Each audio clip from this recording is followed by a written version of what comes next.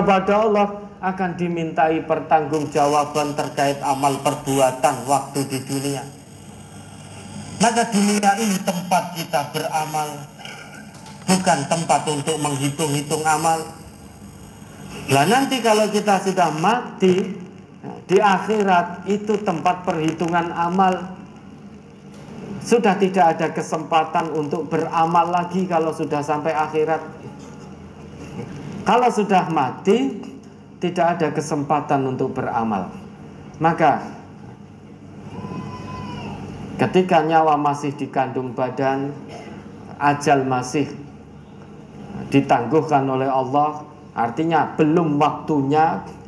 Mari kita gunakan sebaik-baiknya untuk mengabdi kepada Allah tanpa batas, apapun profesi dunia kita, apapun status sosial kita, apapun pangkat dan jabatan kita.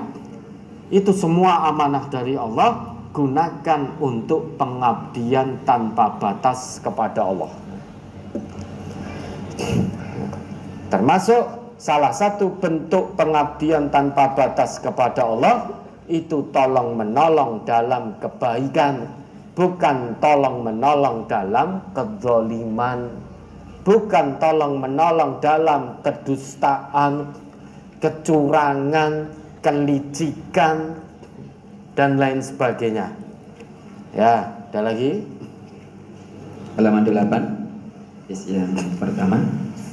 An Hudzaifah qala Rasulullah sallallahu alaihi wasallam la takunu imma'atan taquluna in ahsanan nasu ahsanna wa in zalamu zalamna walakin wattinu anfusakum in ahsanan nasu an tuhsinu wa in asa'u fala tadlimu. Rawahu Tirmidzi. Dari Hudzaifah ia berkata, Rasulullah Sallallahu Alaihi Wasallam bersabda, janganlah kalian menjadi orang yang suka ikut-ikutan. Kalian berkata, jika orang-orang berbuat baik, kami juga berbuat baik. Jika orang-orang berbuat zalim, kami juga berbuat zalim. Tetapi mantapkanlah diri kalian. Jika orang-orang berbuat baik, supaya kalian berbuat baik. Dan jika orang-orang berbuat buruk, maka janganlah kalian berbuat zalim. Hadis riwayat Tirmizi. Berkaitan dengan hadis tersebut, janganlah kalian menjadi orang yang suka ikut-ikutan. Di sekitar kami banyak orang yang menyewakan pohon mangga yang belum berbuah atau tidak sedang berbuah. Pertanyaannya, bagaimana menyewakan pohon mangga yang belum berbuah atau tidak berbuah? Waktunya 1 tahun. Penyewa akan memupuk dan memelihara sampai berbuah. Apakah saya boleh mengikuti menyewakan pohon mangga, Ustaz? Itu pohon mangga yang belum jelas buahnya gitu. Belum berbuah. Belum berbuah. Ya tidak boleh. Oh, belum berbuah, tidak jelas buahnya kok.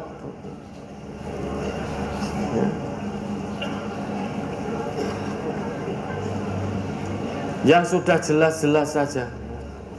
Itu sewa piye maksudnya? Itu diupeni dipupuk kok hasilnya dipek gitu tau? Iya. Dikontrak gitu. Kontrak setahun gitu. Misal kontrak pohon mangga setahun, digarap gitu lah. Kontrak pohon dipupuk, di ini dan lain sebagainya, diopeni. Nanti kalau dia berbuah, buahnya diambil yang kontrak tadi, uwohe gitu loh. Itu terkait dengan uwoh, terkait dengan buah.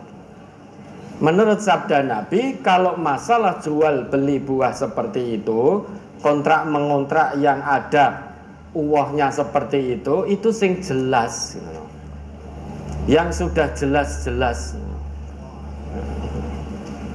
Kalau belum jelas ya jangan, itu mengandung gharar. Urung tentu kok wah apa ora kan itu. Gharar itu ketidakpastian. Jadi bejan-bejanan. Belum tentu wah atau tidak wah. Maka jangan ikut-ikutan menyewakan. Jadi dirawat sendiri saja. Engko nek berbuah didol buahe. Kalau jenengan sewakan, wong itu terkait dengan pohon yang ada buahnya. Kan yang dinantikan buahnya itu. Kalau ternyata wis kadung bayar, tidak berbuah, lah kegororannya di sini. Ini yang tidak boleh, dilarang oleh Nabi. Ya, ada lagi? Sudah pertanyaan langsung? Masih banyak? 1, 3 Ustaz.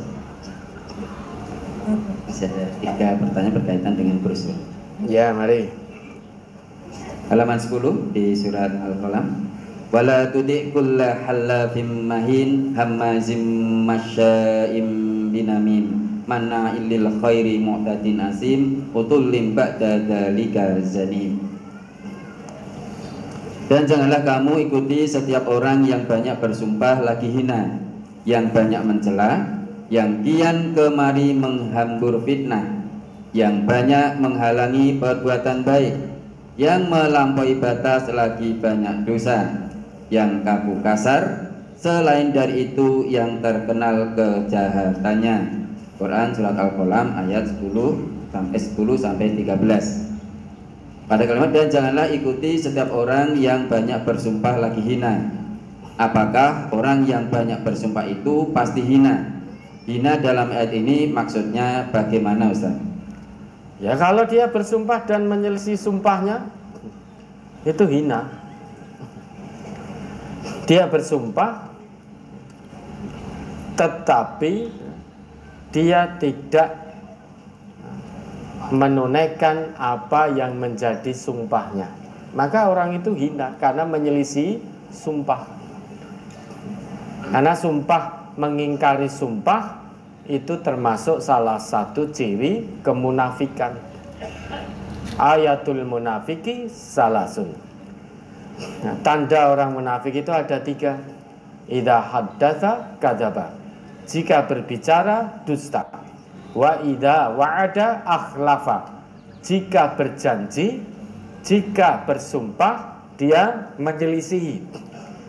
Wa idza tumina khana. Jika diberi amanah dia berkhianat. Maka orang yang bersumpah tetapi dia tidak melakukan sumpahnya itu termasuk hina. Contoh, dulu ada orang-orang yang saling mengatakan, jika kami mengetahui amalan yang dicintai oleh Allah, amalan yang disukai oleh Allah, pasti kami akan segera berlomba melakukan itu. Demi Allah kami akan melakukan amalan itu.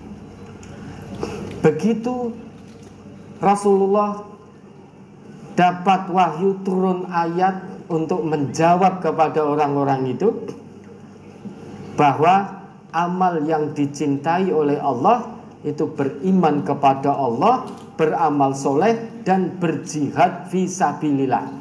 Turun ayat jihad, ayat perang, tiba-tiba banyak yang pamit. Padahal dulu bersumpah, demi Allah, jika kami mengetahui amal yang paling dicintai oleh Allah, pasti kami akan melaksanakannya. Begitu turun ayat seruan jihad, seruan untuk berperang membela agama Allah, pamit. Karena masih ada keluarganya, kebun kurmanya mau panen raya, engko nek ditinggal perang terus terbunuh piye keluargane, bagaimana kebunnya yang mau panen raya dan lain sebagainya. Dia berjanji, bersumpah atas nama Allah. Begitu Allah jawab permohonannya, kemudian dia menyelisih sumpahnya. Ini orang yang bersumpah, yang hina itu seperti itu. Sama kalau kita bersumpah demi Allah, nanti jika begini saya akan begini. Kita tidak memenuhi sumpah itu, maka hina kita di hadapan Allah. Maka ada kafarohnya, kafaratul yamin, kafaroh sumpah, biar tidak hina di hadapan Allah. Diperintah oleh Allah, jangan taati orang yang suka bersumpah lagi hina. Sidik-sidik sumpah, tetapi sumpah ora tau dilaksanakan.